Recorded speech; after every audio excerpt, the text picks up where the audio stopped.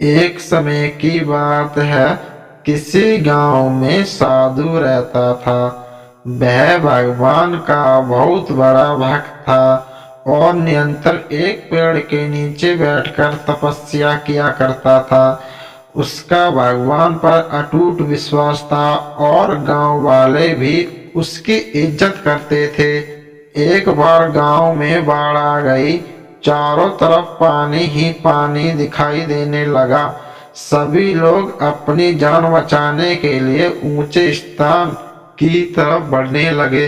जब लोग ने देखा कि साधु महाराज अभी भी पेड़ के नीचे बैठे हैं, भगवान का नाम जप रहे हैं, तो उन्होंने यह जगह छोड़ने की सलाह दी।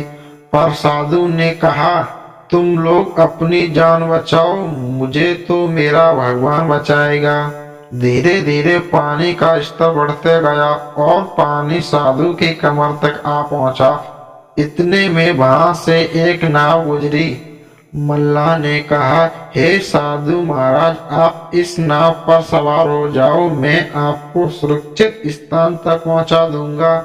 नहीं, मुझे तुम्हारी मदद की आवश्यकता नहीं है, मुझे तो मेरा भगवान बचाएगा, साधु ने उत्तर दे दिया।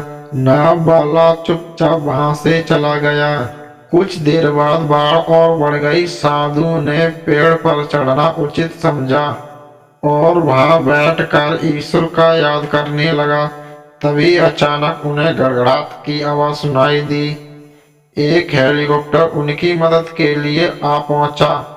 बचाव दल ने एक रस्सी लटकाई और साधु को उसे जोर से पकड़ने को आग्रह किया।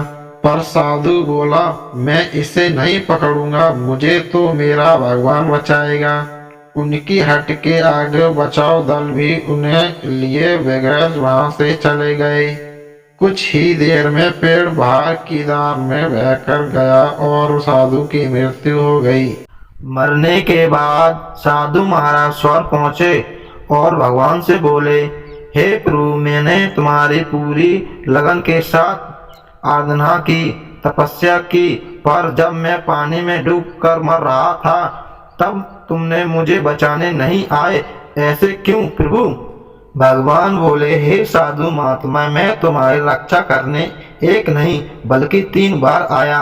पहले ग्रामीण के रूप में, दूसरा नाव वाले के रूप में और तीसरा हेलीकॉप्टर बचाव दल के रूप में, किंतु तुम मेरे इन अवसरों को पहचान नहीं पाए।